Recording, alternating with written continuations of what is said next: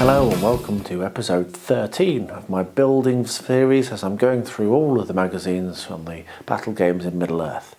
If you're not yet a subscriber, please do subscribe and don't forget also to ding the bell so that whenever one of my videos goes live, you are informed by YouTube that that has happened. So, we're back. After last week's struggles, I think I'm probably going to achieve it as well. I'm hoping that this week is going to be a lot more enjoyable for me and produce a video that I'm prouder of. The subject this week is rivers and fords. Now, I've done a fair bit of this in the past, so my plan is to show some of my old builds that have rivers and fords so you can see the mistakes I've made, and well, I'm actually quite proud of some of them as well, so I'll go through those. We will also follow the instructions, as I always do, as closely as possible so you can see what it looks like with actually following the exact instructions. And what I'm going to be doing as my more advanced build is going back to my Fords of Isen board, which I made episode 6 or 7, I can't remember which it was now, for the complete board build. I now have more materials to do that, more resin, and I also will be doing white water and other more advanced techniques on that, so that's what I'm planning on doing. Anyway, that's enough for an intro. Let's point the camera down, have a look at what it says, and get started. Rivers and fords. In many scenarios, such as this pack's attack at the ford, rivers and fords will be among the most attractive terrain pieces in your collection. In this pack, we show you the simple techniques needed to make them. Rivers form focal points for many battle games, and the great rivers of Middle-earth, such as the Anduin, the Entwash, and the smaller Bruinen, feature many times in the Lord of the Rings movies. There we are. So, in pack 15, in this pack we'll show you we'll look at making rivers and fords, and in pack 15 we'll show you the simple techniques required to make bridges. So that's good, that's going to be coming up very shortly.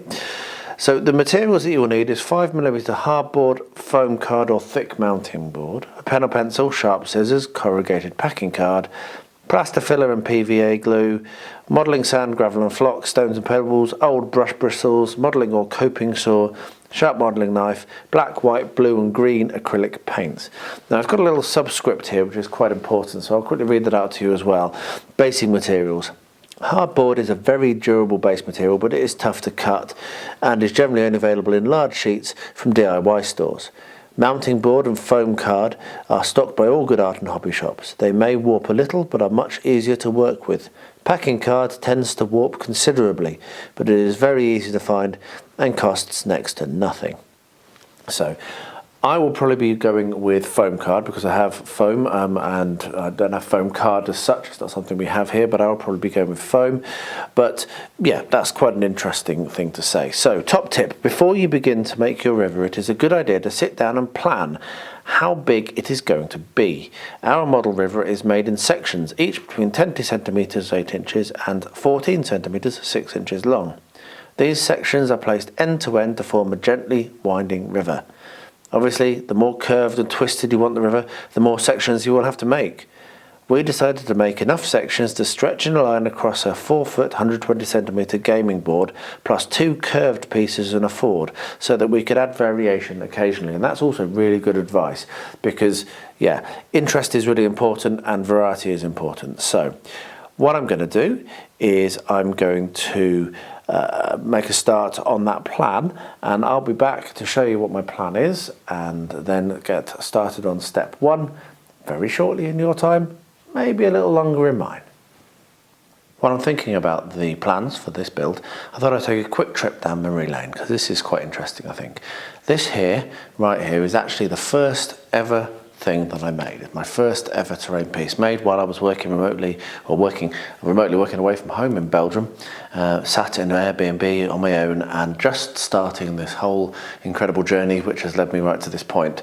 So this is very cool. It's a bit dusty, it's a bit warped. It's made on cardboard. It's made using varnish, multiple layers of varnish for the water, and with stones and other things that I just picked up from around the house I was staying at the time. Has a lot of memories, and I'll keep this forever because I think it's really important to remember where you came from. So, first ever piece, it was a length of river, and I think it looks quite nice. I think it stood up quite well, and it's actually using the techniques that you're going to see me use in this build. So there we are. Right, let me get the next bit. Next up are some more sections that I made when I came back, and these I can remember making in the garage. This was my first attempt at pouring resin, and it wasn't all that successful. You can see huge gobs of hot glue at the end of each of the sections in an attempt to do the dam. However, if you ignore that, which is quite hard to do, if you ignore that, it actually looks quite nice. I'm quite pleased with this. It is designed to be the ferry that the hobbits go on. You can see it's also not been out for long, quite dusty. The ferry that the hobbits go on to escape the Black Riders. So there is actually extension to it, which I can lift down from up here, which is the road leading to the ferry. So it's actually quite a large board, and then I made various lengths so that you can use it for more than just the ferry crossing. So yeah, I mean it's pretty cool. It's not great. There's a lot of mistakes with it, but I'm still quite pleased with it, and I learned a lot doing it. First time really using static grass, for example, and as I say, first time pouring resin. Quite pleased with the way I got the colours going from light to dark. Did a little Ford here, which we'll do on this video as well, and then the unpainted MDF bridge that I got cheap from eBay. But a completely scratch built cottage, which is really quite nice, so the ferry keeper's cottage. Anyway, so there we are. We've played on this before, myself and Angela, and had a lot of fun. It was one of our most enjoyable games. We've played both the scenario that this comes from, and also just to use this terrain to do a battle from Easterlings versus Dwarves, and that was a lot of fun. Anyway, now I'm rambling. So that's more river sections that I've done on this journey down memory lane. The final thing to show you is buried underneath all of these Rohan. Now I have all of my miniatures in display shelves, and this is my Rohan one. And what you can see is the Fords of Isen, funnily enough, my first ever attempt. And this is a much better resin pour with a much cleaner edge, where I used a better damming technique. And yeah, I'm just going to lift the camera back. It probably will get a little bit dark, but you can see that's my Rohan collection, mainly painted. And that is where the river is. Now, inside the river, there are details. So I buried some shields and some Uruk heads and stuff. So it's actually quite cool. It's a bit of a shame really to have it only done as a display piece, or which no one ever sees. But it was a really good learning process as well, and I'm a lot better now at rivers because I did this one. So there we are, those are my attempts previously. So now let's get back to the planning. After that nice trip down memory lane, let's get stuck into the build. So we're on step one, making the base. A good solid base is essential for river sections. Take your chosen material and mark out the section with a pen or pencil. The sections should be up to 10 inches long. If they're any longer, you may find that warping occurs, which is a very good tip. We found that 14 centimeters or 6 inches was a good measurement for the width. Make it as curved as you like, but stick to your plan. Once you have marked out the base, it is time to cut it out. If you're using mounting board or foam card, then a modelling knife will probably be sufficient. But if you are using hardboard, which I'm not, then you'll need a coping saw or modelling saw. It is important that the narrow ends are all the same width and are straight to enable all the sections to butt up against each other neatly. However, the long edges can be as curved and irregular as you like. So there we are, that's me reading it all out. I'm going to first of all, you can see my pile of materials. I've got some card and I've got some foam core, which is what I'm going to be using to make the bases. Let's pop them to one side, because the first thing I'm going to do is I'm going to deal with the issue it said at the end, which is about making sure things can meet up. And this is something which is not new for me. I'm not trying to claim that I've made this, that I've come up with this myself, but I'm going to make myself a little guide so that I can actually offer this up when I'm marking up each end of each section, and I'll make sure that they're definitely going to be able to match. So all I've got is I've got some finish card. This is from a dog food bowl. Dog food, as it happens, as you can see, pedigree. And I'm going to basically make a simple form which is 6 inches wide. So we'll mark that 6 inches here, which is the width that I want. I'm going to go with their suggestion for this. And it's not going to be all that big of a guide, because it doesn't need to be. But we'll cut that and and we'll cut that there. It probably doesn't even need to be this big, so I might even make it smaller. So basically what you're doing is you're going to make yourself a first draft of the end of each of your river sections. Now the key is that you want to be able to put these river sections whichever way round. Sorry for the noise, 1 second. Yeah, you want to put these river sections whichever way around. So to visualise that, you want to be able to take this one and butt it up that way, or that way, or that way. So both ends of your river section need to have the same width of river, and it needs to be in the same position as well within the 6 inches. So how are we going to do that? We're going to do that by basically jumping ahead in the examples and making a very short length of the river with the bank and gluing down some card, and then that will mean that you'll be able to offer this up and make sure really quickly, and I'll do it very narrow, I'll probably cut this in half now, and you'll be able to very quickly see that what you've got is the correct size for matching. So we're going to do 1 inch of bank there and there, and I'll make this just a few inches because there's no need for it to be any deeper. So let's just do this 2 inches and 2 inches, and just cut that there. And then what we'll do is we will cut out a section of bank like so. So I'll just cut that around there, and that can glue on there. So that's our one bank, and then we'll do the same for the other side. And then I'll glue this up and let it dry, and then I'll be back for the next step. But it's a really good idea to do this, because if you don't, then what you'll do is you will end up fighting your build and you'll end up making mistakes. Having a guide, having a template like this just takes a couple of minutes at the beginning of a build, but certainly if you're looking to have things that's joined together like roads as well as rivers, this is a good idea. This is a very good idea. So I will quickly glue those two things together using PVA. A very quick smear, doesn't need much, don't want it to warp, just need it to hold. Very deliberately turned it over there so that it's got the colour side up, because that makes it a little easier to read as well, easier to use. And when that's dry, we'll be able to use that as a template to make sure and ensure that all of our rivers will actually meet up nicely. Just a little tip for you. So I'll wait for that to dry and I'll be back shortly with the rest of step 1. Not long after finishing filming the last clip, literally as I stopped actually, I realised that I'd made a mistake. I wasn't planning on doing a strip that didn't overlap. I wanted to do one that did overlap so that I can offer that up against a sheet of card, and then I can draw exactly where the ends of the river should be, and that will then be really easy to use as a form for me to make sure that my widths are always the same. So just to say that, I was going to reshoot, but then I thought, you know what, I'll just point that out. Now let's get stuck into this then. So what we've got is we have cardboard and we have the foam board. So first of all, we're going to work on the cardboard. I thought I'd do the two different materials. I'm not going to do hardboard because I just don't have any to hand, but I do have cardboard, I do have the foam board, so the foam core. So as it happens as well, these cardboard sections are not quite the right width.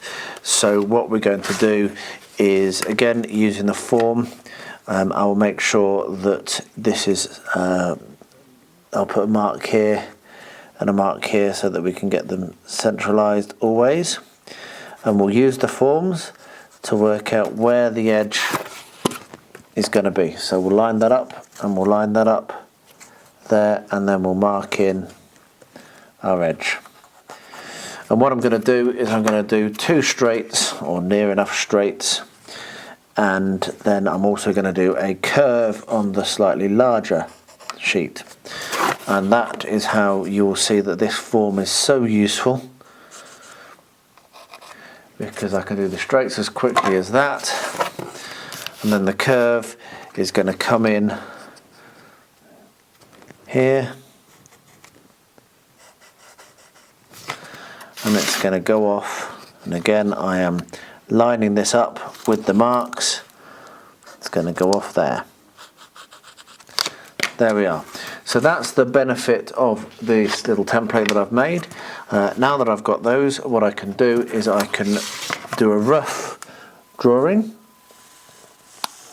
Not that it really matters because these are going to be straights, but I might narrow it slightly here just to make it a bit more interesting.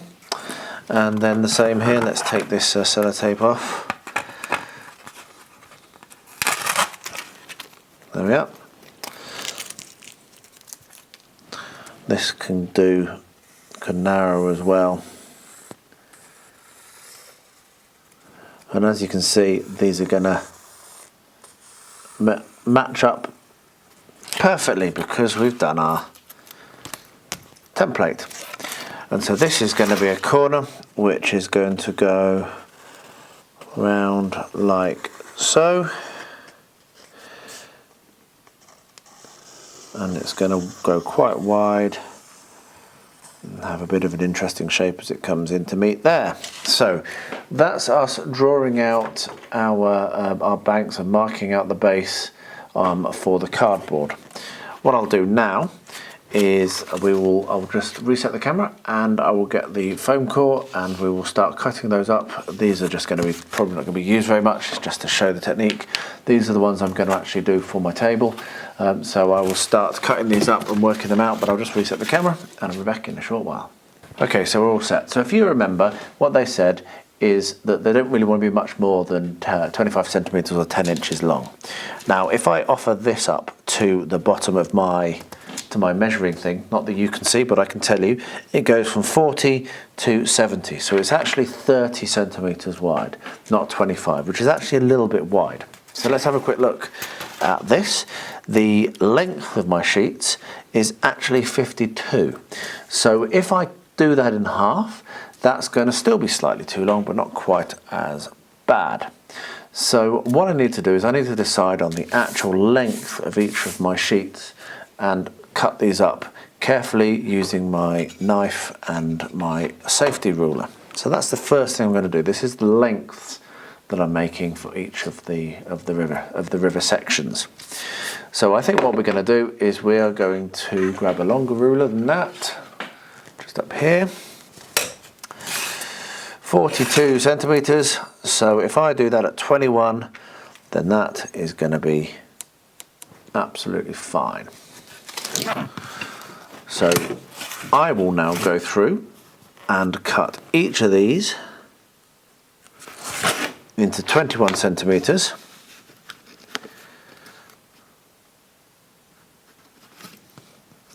But because of the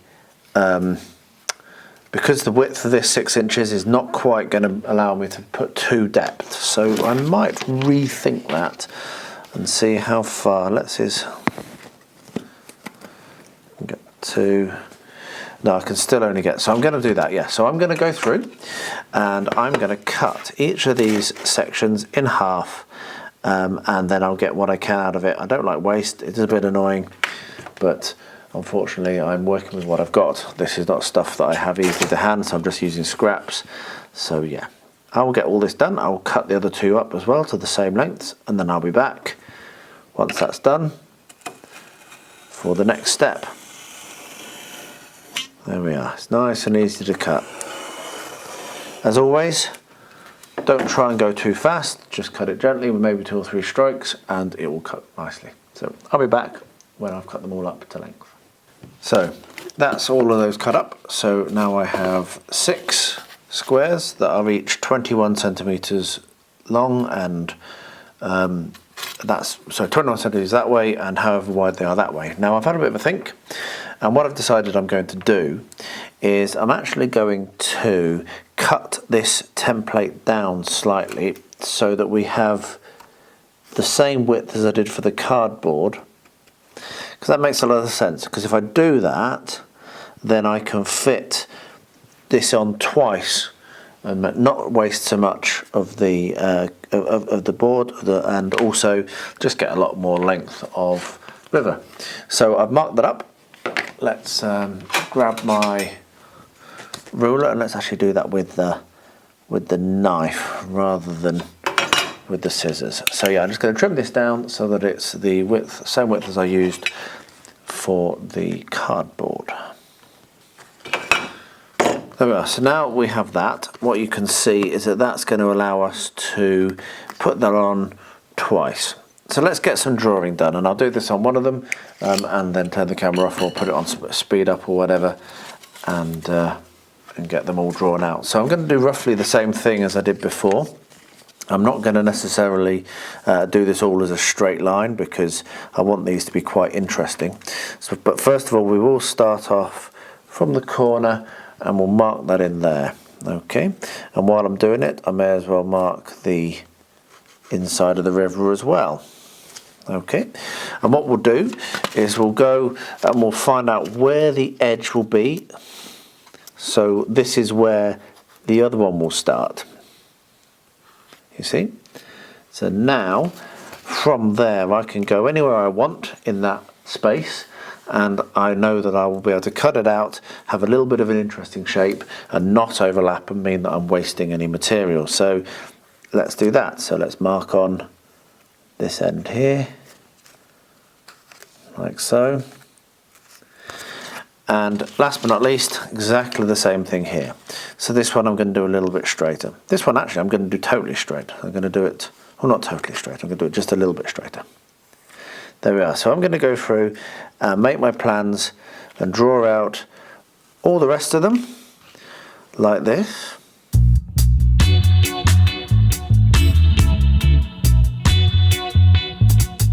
There we are. So that's the outside, and then we can draw the banks in either now or later, doesn't really matter. I'm going to go through and do that for all the rest of these sheets, and I'll be back when I come to the cutting. I have done shapes for all of these on all of the card sections, all of the foam board sections, and I've also done one which is going to be for a corner. So that's good. The next thing to do is going to be to cut these out. Now the only thing that matters really here is that these distances here are kept. So what I'm going to do is I'm going to first of all basically cut down between the two. Not worrying too much, not wanting to do it too roughly, but not worrying too much. And this one's going to be the most difficult because I haven't left very much space between the two there. So there we are. We've got two sections.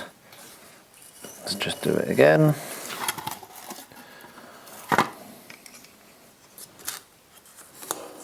And that will make it a bit easier for me to process. Okay, so let's focus on this one. As I've said, the thing that matters is that I get that section absolutely nailed on. So we'll do that. And then after that, it's less of an issue. And as I like to, I'm going to do this at an angle so that it can be nice and smooth and a bit more contoured. And you can see that we can take that away like that and peel it away.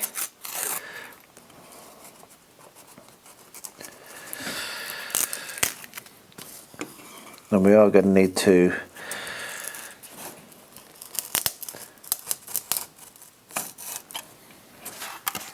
like so, and then we're just going to need to trim that the paper off the bottom, and the paper off the bottom there, and we're good. We will probably smooth that down with some fine grit sandpaper, but that should be fine. So I'm going to go and I'm going to do basically that process for all of the sections.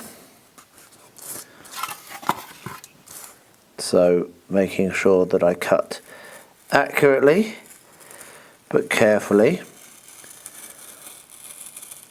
to follow the line I drew, and also to make sure that the ends of each of these are all the same. So there we are. We have one section done. So I'll get that done for all of them, and I'll be back when that is finished. Okay, we're on to step 2, building up the banks. The river banks can be made from corrugated packing card or foam card. Draw out 2 strips of card for each river section, the same length as the base.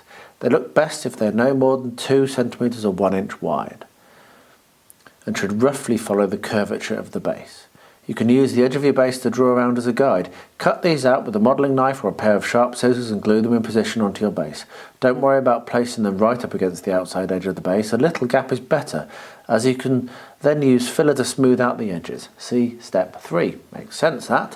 One advantage of foam card is that you can cut it at an angle and then carve out a smooth curve using your craft knife. Once the glue has dried thoroughly, you are ready to move on to step 3. So I'm going to do all of these, but obviously not all of them on camera because that would take ages. That's going to be my task for this evening. And what I'm going to do is I'll pick one of these, probably this one, which is going to be nice and simple, and we will work out how we're going to actually do this. This is still going to require my the template that I made, which is over on my other desk there, so I need to go and get that. So I'm going to use corrugated card, I think, for this, because I'll probably use filler or the Luke's modelling compound to do the rest. So yeah, so I'll grab myself some card.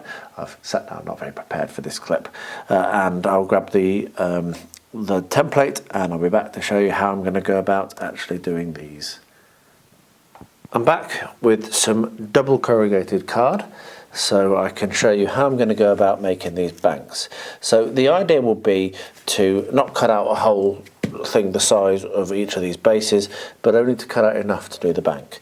So we will draw a line here from the edge, which will go slightly past where the bank marking is, but I'll show you why I'm doing that in a minute.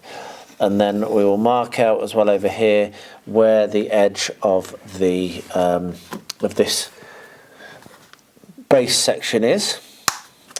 Now that we've done that, we take our template and we can mark on there the exact width as we want it to be, as per usual, and we could do the same thing on the other end.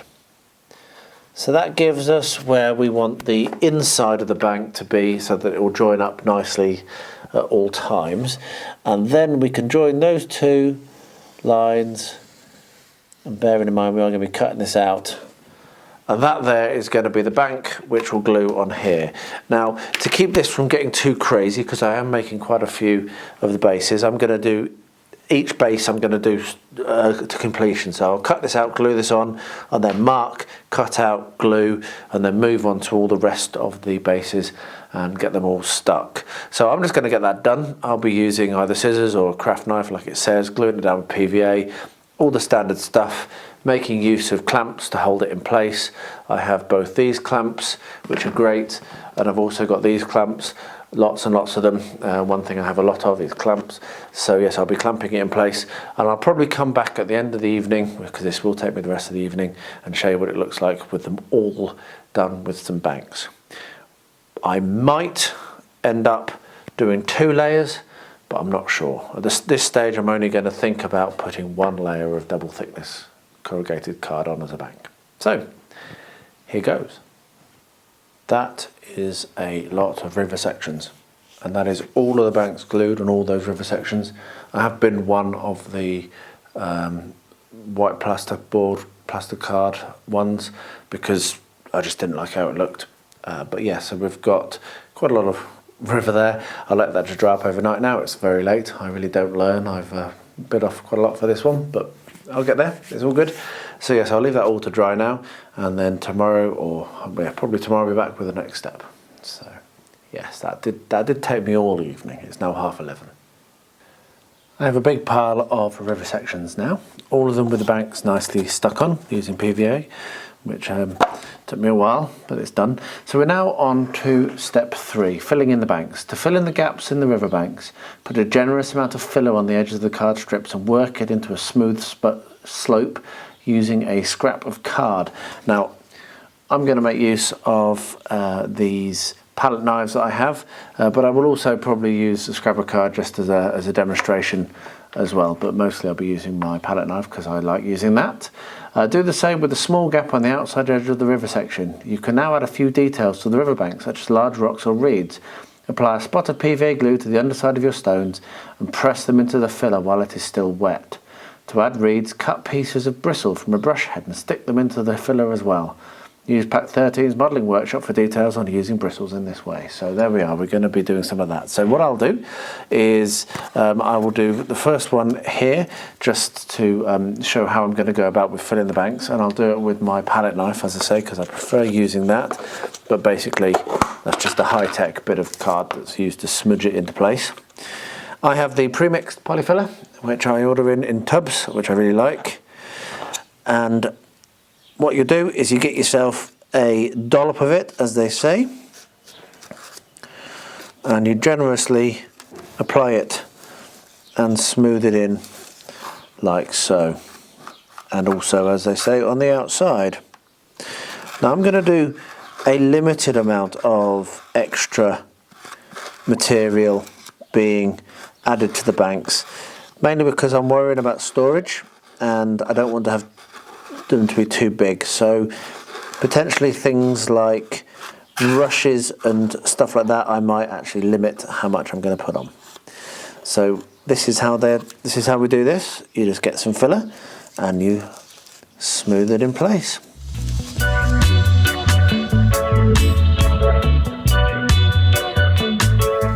Don't forget to fill in the ends like that where the corrugation may be showing. And then we'll come down the sides and do the same thing. Now I haven't left very much of a gap on the edges of my riverbanks, which may be a mistake, which I may resolve by coming along and trimming it down a little bit so that there's a little bit more of a gap for it to be a little bit more of a slope rather than a step.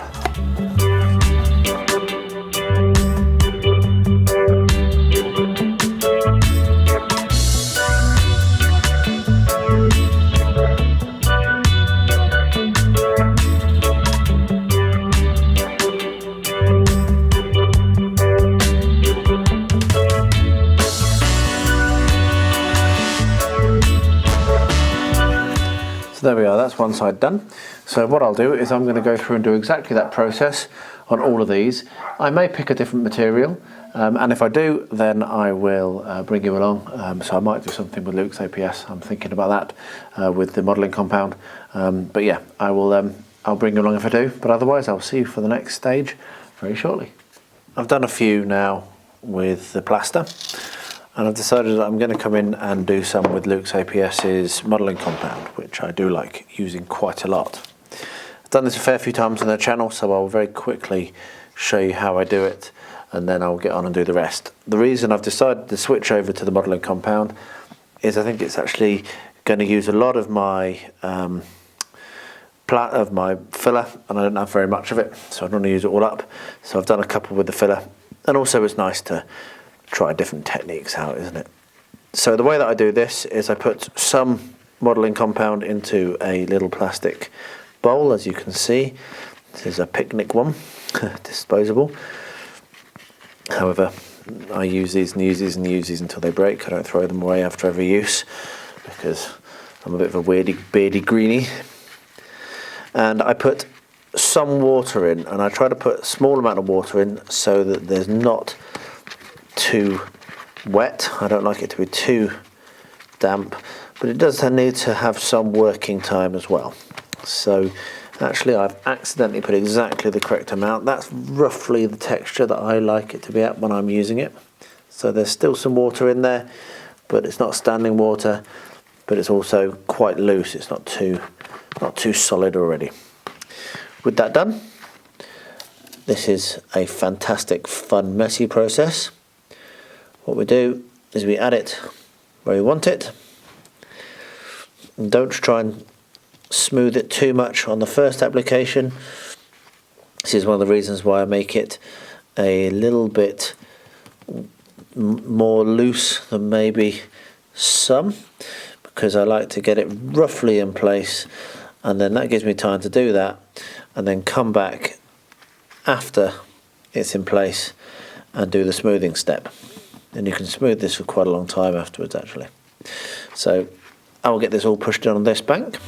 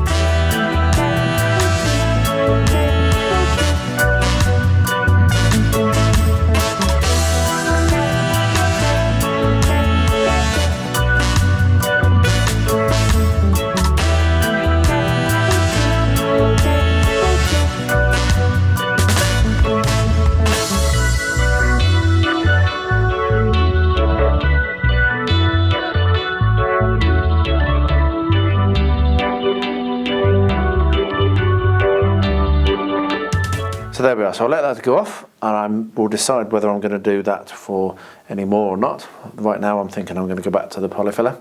But anyway, that's using the Luke's APS's modelling compound. We have a stack of rivet sections, as you can see. There's only one missing, which is the one I did with the Luke's APS modelling compound, which again is taking its time to dry. I think that batch might not be very good, which is a bit frustrating. So anyway, we're now on to step 4. Step 4 is texturing the banks. Cover the interior slopes of the banks with PVA glue, then cover with sand. Shake off any excess sand and leave the banks to dry. If you want a rougher finish, lightly sprinkle some fine gravel over the glue before adding the sand. Make sure this is totally dry before moving on to step 5. So this is a pretty standard process for most of the builds that I do, and I will now get myself set and we'll demonstrate that with one, and then we'll do the rest off camera because it will just be the same. So give me a minute and I'll be back in a second. So we're set up and we're going to actually do the actual instructions rather than using my terrain glue, which is what I normally do. I'm going to go for neat PVA. I've got myself a brush here which I can use to spread the PVA around, and I've got 2 buckets. Over here I've got builder sand number 1, which is the sand, and over here I've got slightly rougher sand so I can make it nice and textured in places. So what I'll do is I will spread a bead over the banks and the inner slope as it suggests, like so. And then with my wet down brush, spread it around so we have a nice thick layer ready to accept both gravel and sand. You'll notice that it's sitting on top of a sheet of paper, which is very important because this is a messy process. And then this one we'll do with both. So I have both the slightly thicker gravel, slightly bigger gravel even, here, which I'll put on. And you can do that either by tapping a spoon like I'm doing, or by brushing it off, like so. So either tap or brush, but have a control over it so it doesn't come out in a jump. And what I'll do with this one is I'll actually make this one the Ford as well, because I want to do a Ford and this will be good for it. So to do a Ford, we will spread some more PVA over the centre where the Ford will be.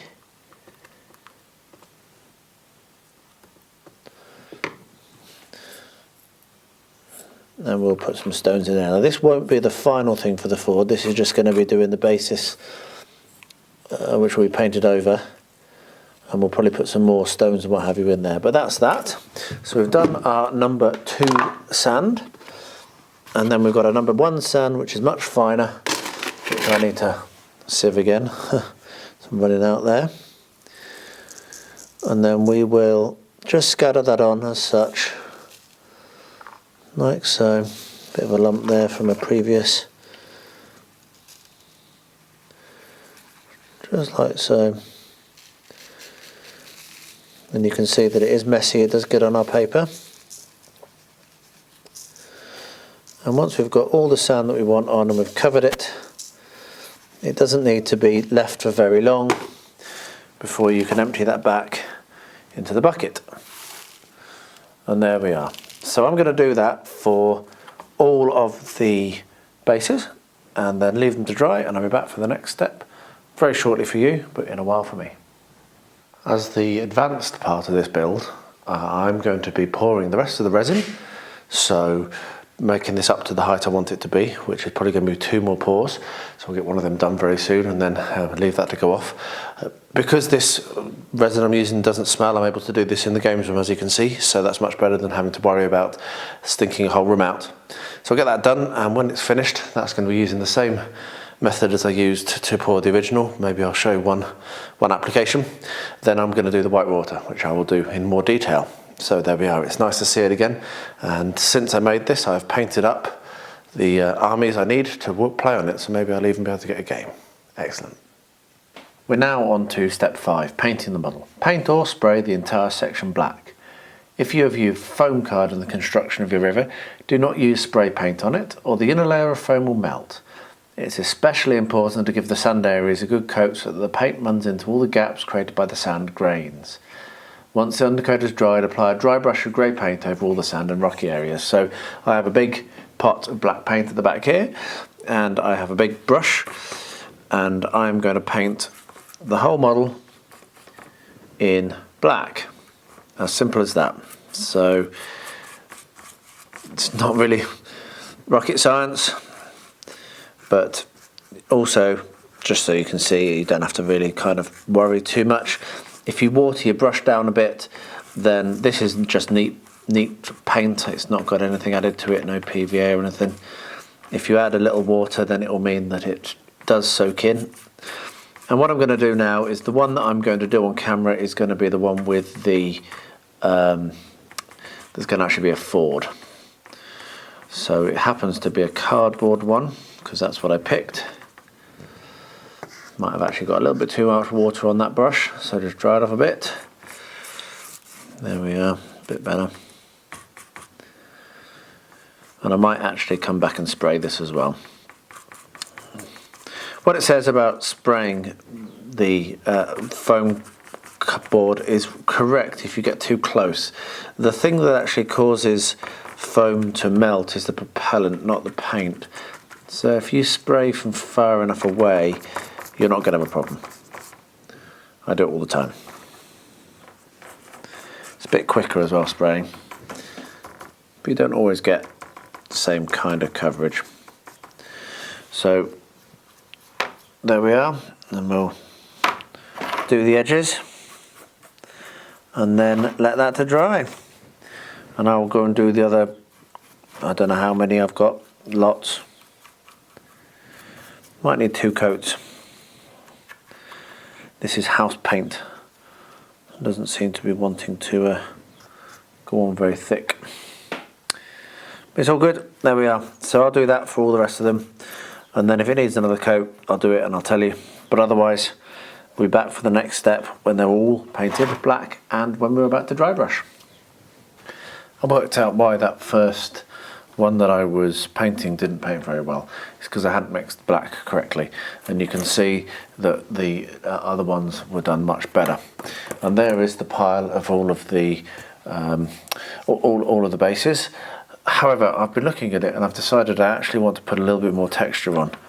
Bit of dog here.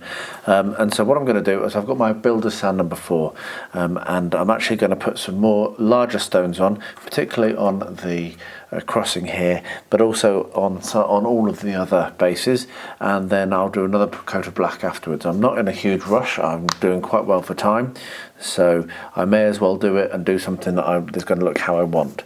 So I'll do this very quickly to camera, and then I'll just carry on with the rest, because yeah, it's pretty much what you've seen. So we're going to put some PVA onto the bases, spread it around. I need to get rid of that dog hair. There we are. So just put some PVA where I want it, and these will then be the rocks. And I'm actually even going to put some on the base on the river. and then we'll get some stones and drop them on, as you'd imagine, like so, and then I'll let it dry, and then when it's dry I'll paint the black paint on again, which will then can then do the dry brush on. So this is a little bit of a kind of step back. I should have done more of this size of gravel on the initial application. It doesn't have to. I mean, you know, it would have looked alright, but I've looked at it and thought, and I think, you know what, actually I do want it to be a bit more rocky. So yeah, I'm going to do that for all of these bases, and I'll be back probably when I've got to the dry brushing stage. So I'll put all these bits of stone on, or the larger gravel on, do the black paint, and then I'll be back. So yeah, there's no point in showing me painting the black again because, well, you've seen that. So anyway, that's roughly what I'm going to do, just stick some stones all over it and let it dry. As you can see, we have a pile of river sections here, all of them nice and black and painted. So what I'm going to do, I'll move those to one side, and I'm going to do the, carefully there, I'm going to do the dry brushing. So for this we have one paintbrush, and we have my dark brown, which I have in my dark grey even, which I have in my yoghurt pot. And I will do dry brushing over the stones, so that is all, and I'll probably come back as per usual and do a slightly lighter dry brush as well with the lighter colour. But a bit loose, doesn't matter if it comes a bit loose. Just do it very gently. I might drop some more paint glue on this if some of them come too loose. But yeah, we're just going to dry brush over everywhere where we're not going to put any flock. So over the bigger stones that I've put in. Some of them are a little bit loose, as you can see. Just get rid of them.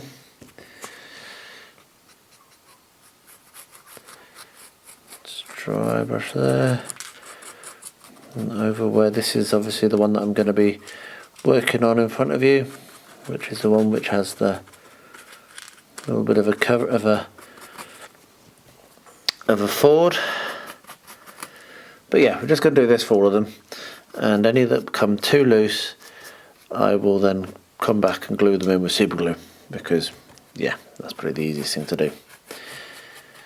So that's dry brushed, and I'm pretty happy with that, apart from some of the loose stones.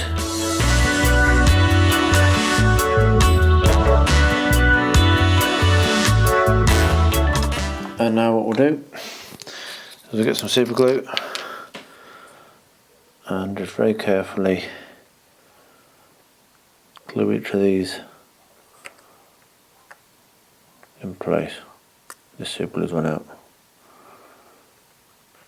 Great video. I will get some super glue. I'll have to mix them up, and I'll glue each of these little bits of stone that have moved out of place into place, and then I'll continue dry brushing and doing the same thing for the rest of them. I've left this a couple of days, which is probably longer than it needs to be, but it's now really nice and hard, and I'm very pleased with how much water there is, particularly up around the around the Ford, because it's flowed up exactly where I want it to be. I might do a tiny bit more there, but only a very small amount, might mix a bit more up. So the next thing that I'm going to do is I have my Liquitex gel, and I'm going to start the process of putting ripples in. And this is what I've been waiting to do. So this is quite a simple technique. It doesn't take that long. Liquitex is easy to apply. You just take yourself your brush, dip yourself some Liquitex in it, and then work out which way you want your river to be flowing. This is where I wish I knew my geography and worked it out, but it's going to just flow one way. And looking at this, I think we're going to say that it's going to be flowing towards the camera, and that means that ripples will be going past wherever there is a something like this here. And so you can see that it's a nice white colour as it comes out of the pot, which means you can see what you're doing. And if you're not happy with something you've done, then you just get yourself a kitchen roll or a paper towel, and you can pick it up and you just stipple it on. And that's that. And if you're not sure what it should look like, as always, go and get yourself a picture. Go and look at a picture. And the other thing is, you can obviously do multiple applications. So don't try and get it right first time. All you're looking at doing here is building up layers so you have some texture to the water.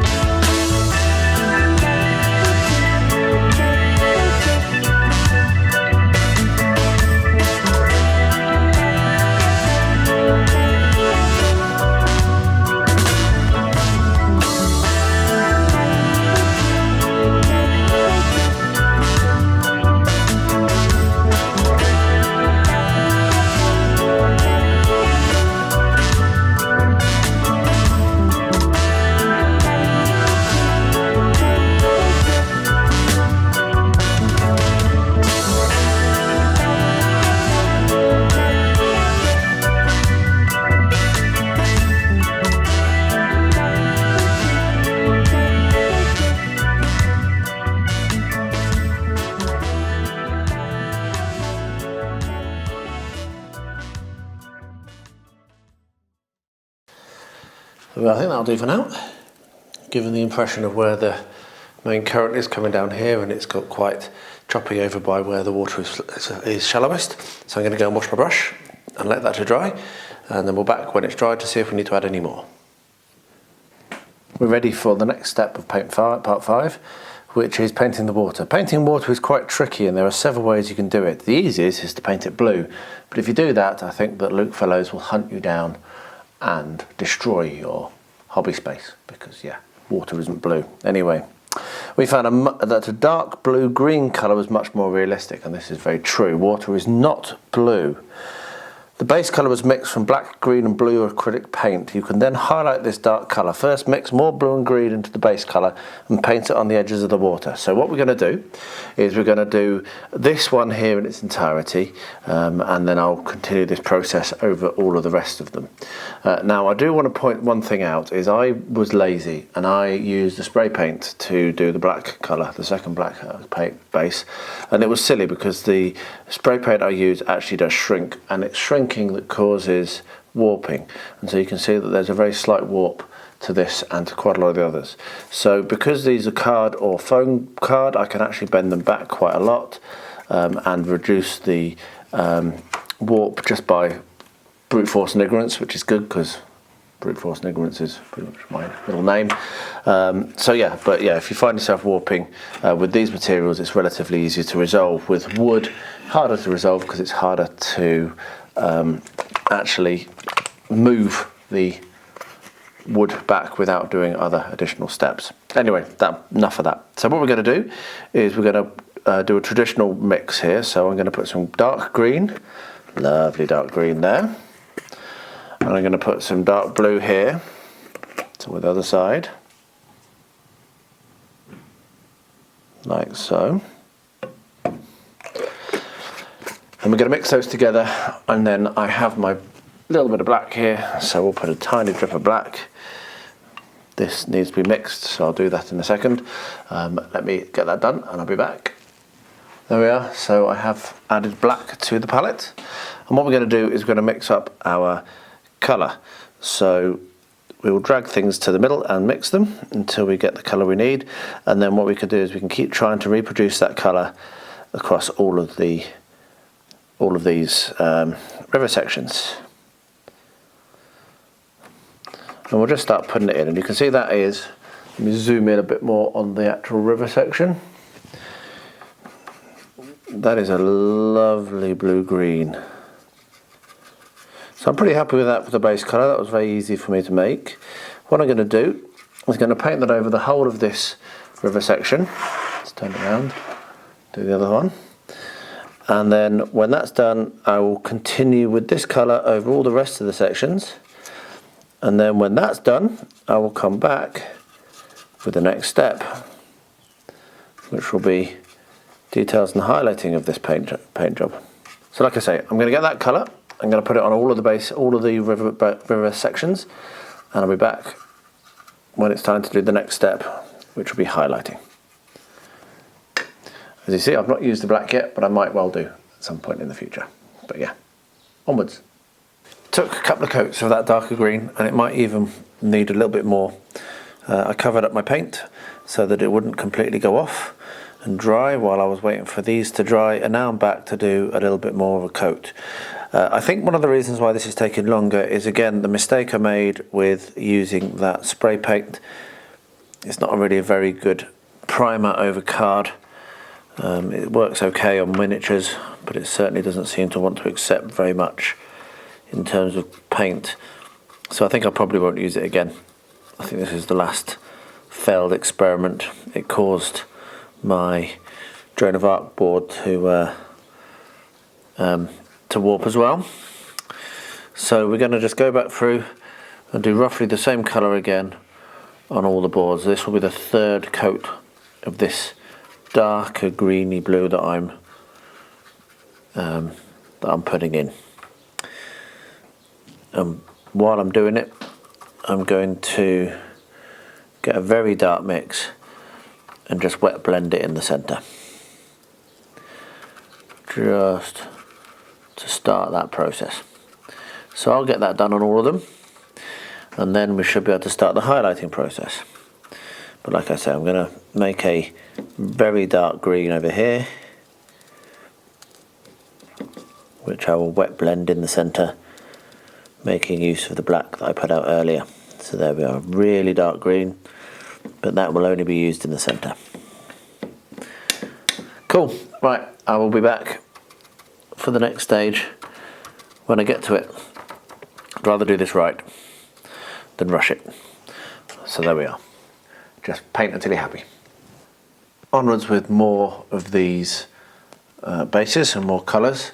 So what I'm going to do, once I've got my brush, which I've left over here, which is a bit careless, what I'm going to do now is I'm going to work on making this a little lighter and putting the highlights on. So what you can see is that I have put some different colours, a lighter green and a lighter blue, and I've also got the same colours I had before, which is the dark green and the dark blue.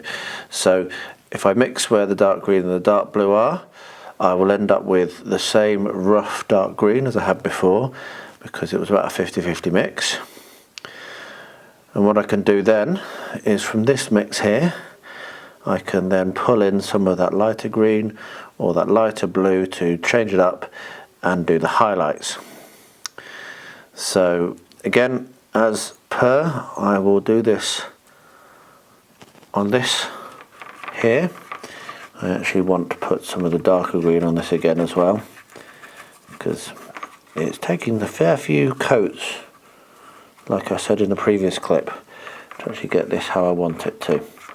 So I will work on this with the crossing, and then I'll do the rest off camera, because they'll just be all the same.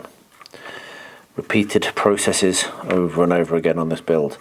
But I'm very pleased, actually. I think these are going to look really nice, and they're going to really help me. As you've seen at the beginning of the video, the rivers that I've got are great, they're brilliant, but they're very bulky, they're very big. These are much easier to use, and they're going to take up less real estate and add a bit more interest without being quite so difficult to use, and that's the key. So what we're going to do here is we're going to mix in these two together to make a kind of darker green. There we are, that's coming out very nice.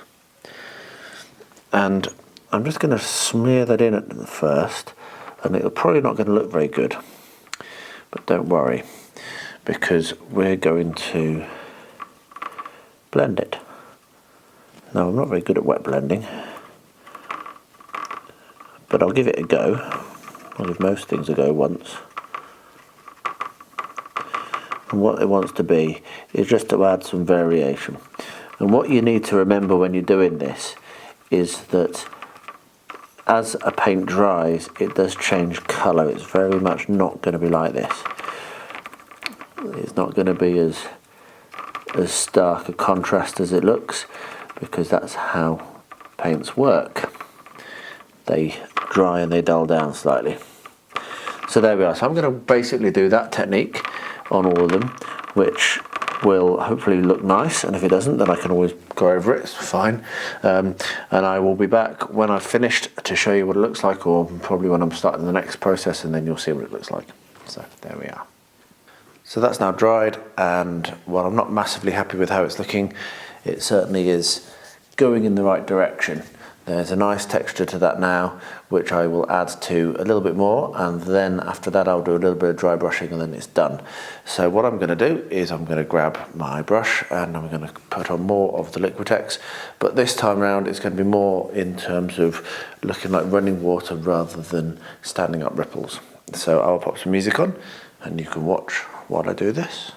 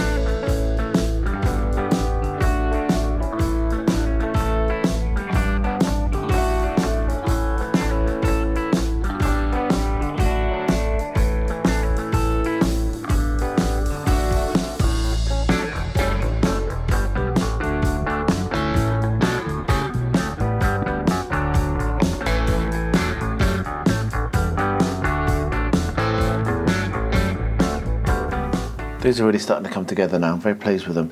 The last work has really put some interesting colours on, and some of the other ones, particularly later on that I did, have really worked out very, very well indeed. So I'm very, very pleased indeed. So what I'm going to do now is some of the final highlighting before I start to actually do the rest of the water effects. And I'll be doing several different methods for water effects. So to do the highlighting, I'll be taking the light green, which is called grass green, and doing some streaks, and also I'll come back with the wet brush and smooth these out a little bit and blend them a bit. But we're just going to be putting some highlights in like so, with my brush, and then I will get my water, which is over here, a little bit out of reach, and make a little bit of a wash just to come in and like smooth it out a little bit, so it's not quite such an obvious that it's a streak. This is probably the hardest part to get this right, I would have said, but we're just looking at adding some highlights here, so and around the rocks, and then I'll also put a little bit up there. So I'm going to do that for all of these, and once that's done I'll be back to show you what they look like and to do the next steps. So it's just going to be simple like that. And so we reach step 6, which is the water effect. So I'm going to do a couple of different techniques here. I'm going to do the one that's in the magazine, and I'm also going to do a few others just to show some options. So the one that's in the magazine, which I'm going to do now, is PVA. So just a layer of PVA. To finish off the water, cover it with a layer of PVA glue.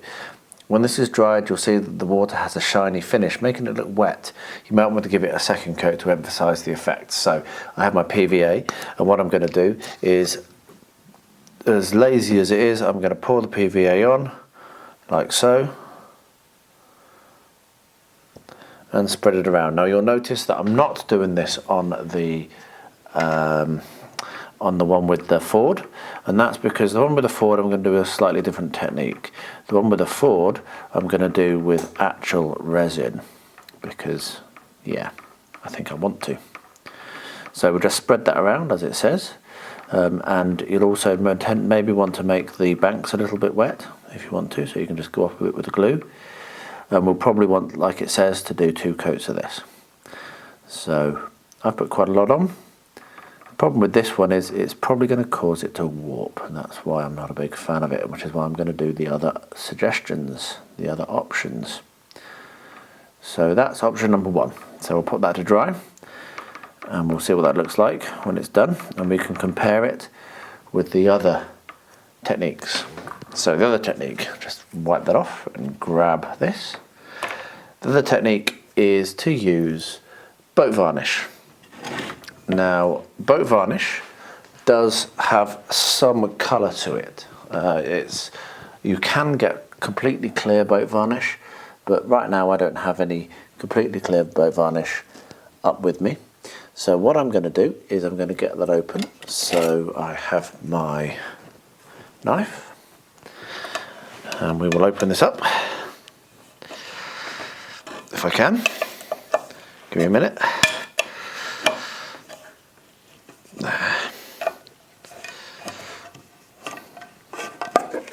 There we are. And what we're going to do is, again, same as with the PVA, you spread it on. Now this is a bit stinkier, so it's smellier, but it's also shinier. And the other good thing with this is because it's not water-based, if you are having problems with your paint on your base running slightly, then it won't cause it to lift, and it'll actually seal it a little bit better. And I think what I'm going to do is I'm going to do the 3 techniques separately, leave them all to dry. So this one, the PVA, and I'll do the resin next as well.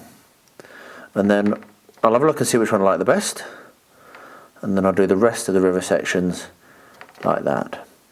But yeah, this is a little stinkier, but I think it's a better idea. I think I prefer it to the PVA anyway. So I'm going to go and clean that in white spirit now, and then what I'll do is I will prepare some resin, and I will do a quick resin pour, and I will invite you along for that when I'm ready. Just seal that tin back up. So there we are. Those are 2 of the options. So I'll be back shortly with the 3rd. Right, let's get stuck in with the resin pour. So for the resin pour, what I have is this CFS water clear epoxy, which is really good. It doesn't smell, it's really easy to use, and it dries quickly, and yeah, mainly it doesn't smell, which is really, really good. There's a few things we're going to have to do before we get stuck in. First of all, I've got a cardboard box you can see here with my little cooling tray on it, and I'm going to sit the item inside that just in case it leaks, because that's one of the biggest issues with doing stuff with resin, is leaks are bad. Okay, so the second thing is we're going to seal the ends of the river.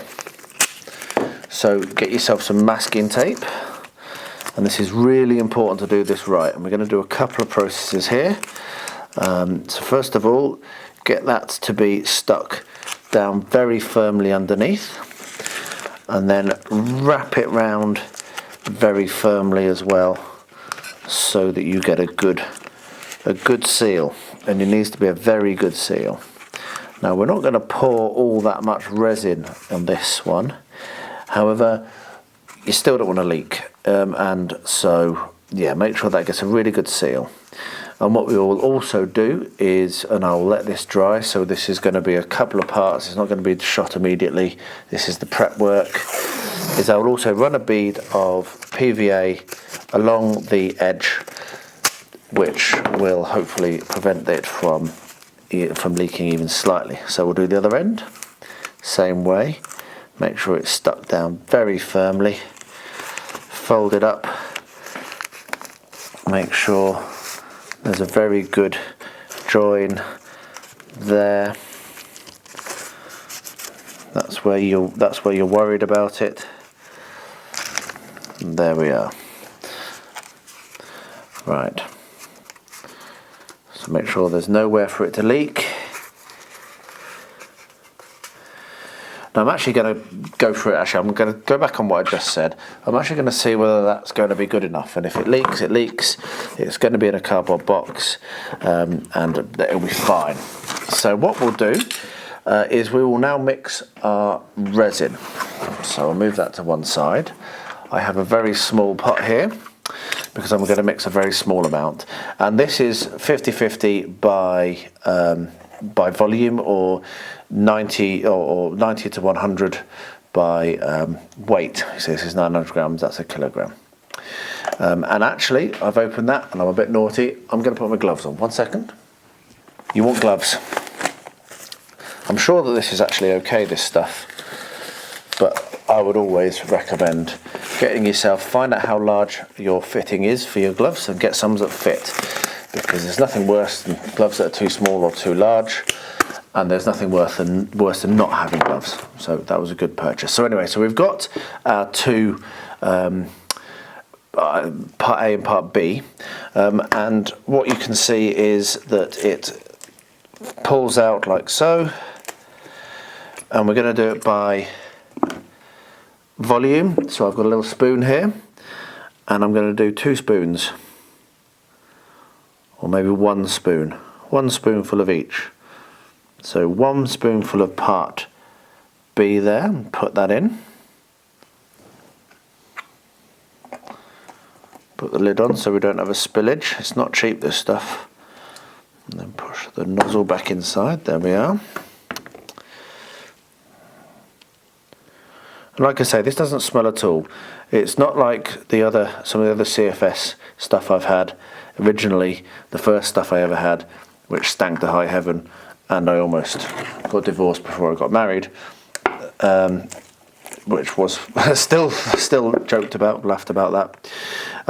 This stuff doesn't smell, so it's safe to do inside, and you don't have to worry about it being summer, so you can go outside or have a space to do it. You can do this literally in your living areas, and it just smells a bit soapy. That's all it smells of. So we have our part A and our part B in our little container, and now you want to mix it, because if you don't mix it well, then it won't harden, because one is the hardening agent and one is the actual resin. So you mix it up, and you do get bubbles, but we can resolve that, so don't worry about that too much. So we give it a good stir, and at this point, if you want to tint or colour, you can drop inks into this, but I'm just going to do this as a clear pour, particularly because we're looking at contrasting it against relatively clear alternatives. So that's a good stir. It's all 100% stirred, I think. Don't have to stir it for all that long. It doesn't say to do it for a certain number of minutes. And then we'll bring our river up. I'll just pop this down. There we are. Get them out of the way. And what I'll do is I'll zoom in so you can see. There we are. It's a bit, the box is a little bit in the way, but hey. And what we'll do is we now carefully pour this, and it is self-leveling, so we carefully pour this where we want it to be. And if we end up needing more, then I will mix up some more and pour it in. So you can always make more. I'll drizzle it over the Ford. Yeah, we are going to need to make more, but that's fine. It's very quick, as you can see, very quick and easy to mix. Right. I'm going to mix up some more and get that poured, and I'll be back to show what it looks like and to tell you how many spoons I've ended up using in a very short while. There we are. Right. I'll be back very shortly when I have mixed up a little bit more. There we are. So I did that. I ended up mixing about twice as much again. So 2 scoops of the spoon of each, mixing it, and that's actually done perfectly. So I'm going to let that go off. That'll go off overnight, and I'll be back tomorrow to finish this up and choose which of these techniques I'm going to do more of.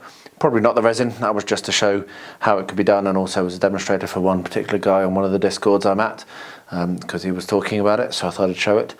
But yeah, we'll be back later on to do the rest of the river sections and then finish off with the flocking. left these overnight and I'm actually really happy with how all three have come out. So let me just quickly show you. From left to right we have the one coat, I only did one coat of PVA. We have the yacht varnish here, and then here we have the resin.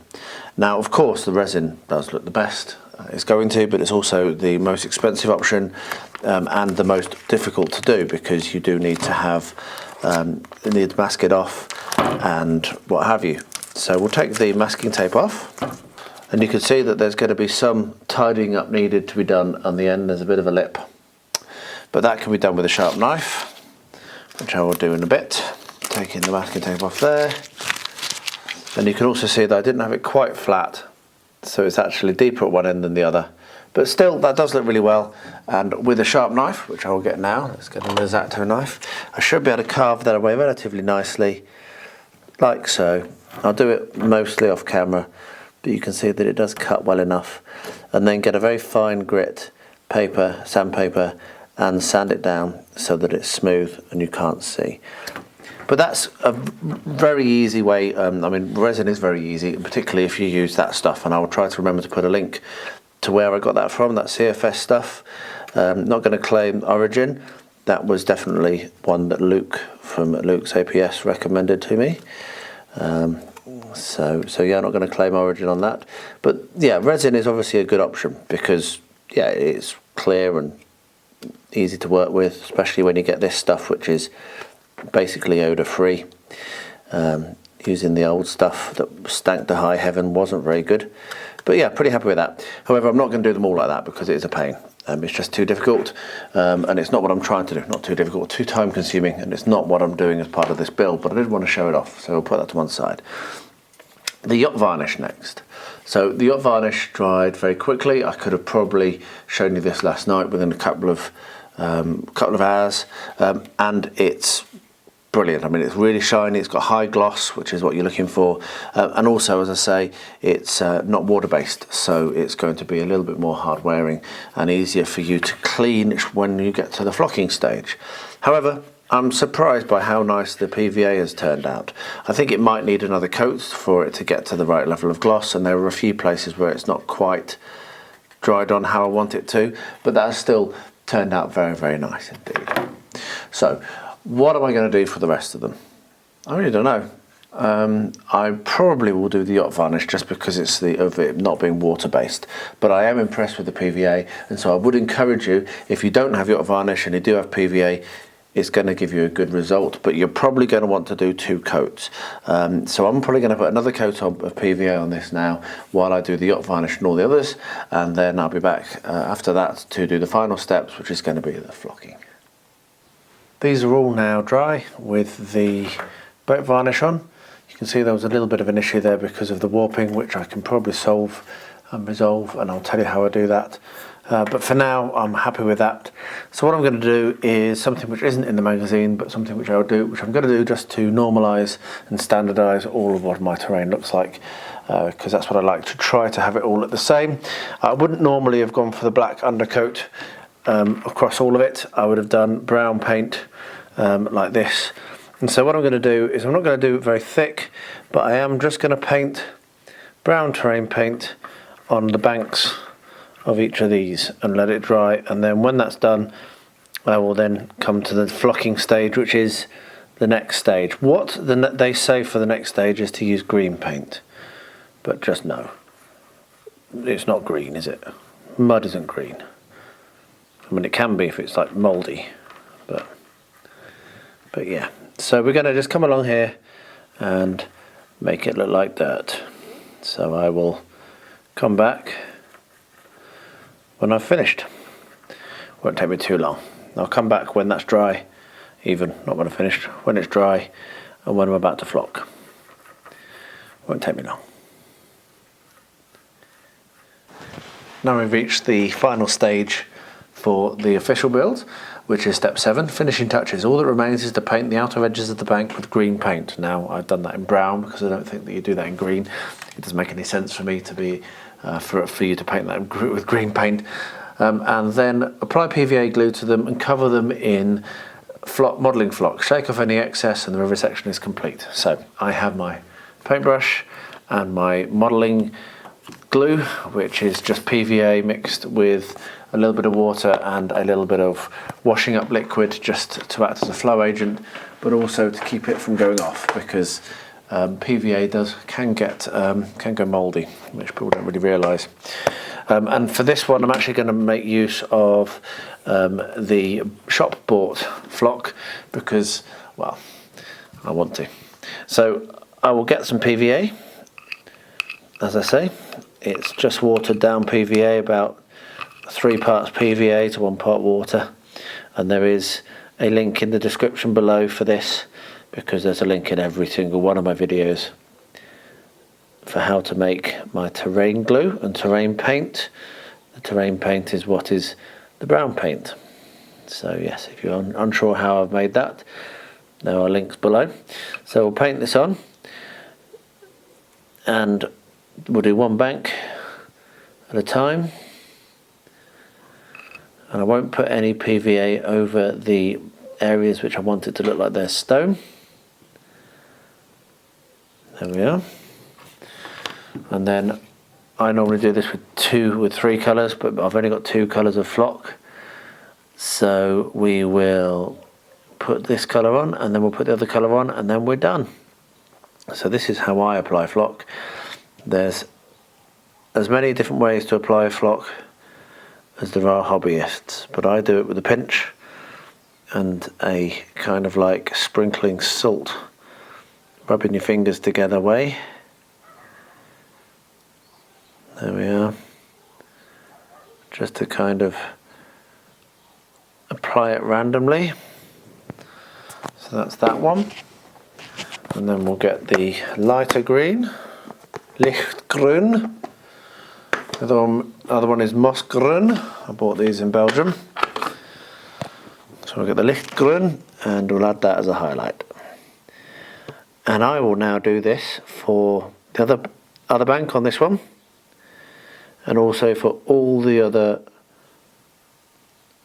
sections. I forgot the word then. All the other sections. And I'll be back with this when that's done to show you. There's a little bit more to do on the other build, on the white water that I've added to the Fords of Isen, which, by the way, I'm reading to Rosie, and I've just got past, and I realise that the instructions that they give you in this are just wrong, because they don't actually make a Ford of Isen as it is in the books. In the books, there's stepping stones and an island, but hey, it doesn't matter. Right, that's that. I'll be back with this when I'm doing the next step on the advanced one, and then this video is pretty much done. Finally, for this, what I'm going to do is a bit of a dry brush, a white dry brush over the paint, or over the the gloss medium, or gloss, high gloss actually, that I put down on the river. So we're going to put a very small amount of white paint onto my plate here, and then we're going to put that onto this brush, which is a very large brush, as you can see, and very little is coming off now, so that's perfect. And then we're just going to come along and we're going to dry brush so that we catch just the tops. It's a very quick process, just the tops of where we've got where I've done the texture, and that will then just give a slight impression of movement and what have you, and that's it. And it does literally, I mean, you've seen I've put the paint on the brush as I've been filming, it does literally take that long. I don't want to do too much, I don't want it to be such a huge effect.